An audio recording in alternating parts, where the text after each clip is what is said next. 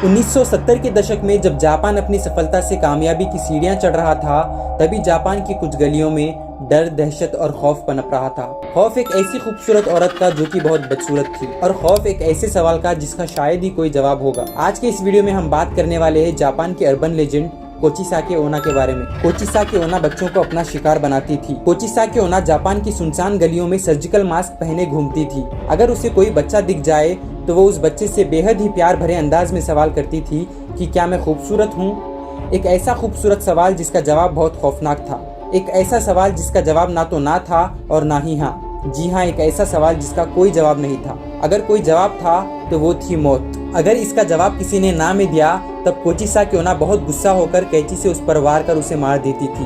अगर किसी ने इस खूबसूरत सवाल का जवाब हाँ में दिया तब भी उसकी मौत तय थी। जवाब हाँ होने पर कोचिसाके ओना अपना सर्जिकल मास्क उतारकर अपना बेहद ही जख्मी और डरावना चेहरा दिखाती थी और फिर से यही सवाल करती थी कि क्या मैं अब भी खूबसूरत लगती हूँ। और उसका डरावना चेहरा देखने के बाद अगर किसी ने उसका जवाब ना में दिया तो उसे कैंची से मार देती थी। अगर कोई हाँ में देता तो उसे भी कैंची से अपनी तरह जख्मी कर देती थी, जिससे कि लोगों की मौत तय थी। इसीलिए जापान में 1970 के दशक में इतना दहशत और खौफ था। इतना खौफ कि लोग अपने बच्चों को घर से बाहर नहीं निकलने देते थे और सभी स्कूल्स बंद हो चुके थे क्योंकि बच्चे घर से बाहर नहीं निकल पाते थे। फिर जापान की सरकार ने बच्चों के लिए पुलिस प्रोटेक्शन लगाई ताकि वो बेखौफ स्कूल जा सके।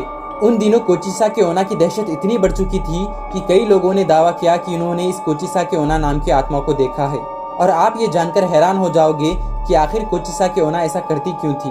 ये कहानी शुरू होती है आज से करीब 800 साल पहले, जब जापान में एक छोटे से गांव में एक बेहद ही खूबसूरत औरत रहती थी, या यूं कहे कि एक औरत रहती थी जिसे अपनी खूबसूरती पर बहुत घमंड था। उसका पति एक सामुराई था और युद्ध के दौरान उस सामुराई को युद्ध के लिए बाहर जाना पड़ा। और जब वो युद्ध से अपने घर वापस आया तो वो देखता है कि उसकी बीवी किसी गैर मर्द के साथ है। सामुराई बहुत गुस्सा होकर अपनी बीवी को तलवार के एक ही वार से घायल कर देता है और उस तलवार के एक ही वार से उस औरत का मुंह बहुत बुरे से फट जाता है। जब उस औरत ने अपना ये बेहद ही डरावना हाल देखा तो उसने कैंची से अपनी जान ले ली और वो खूबसूरत औरत मर गई। सबको लगा कि ये कहानी खत्म हो गई, लेकिन 800 साल बाद वो बन गई एक खौफनाक आत्मा जिसे कहते हैं कोचिसाके ओना।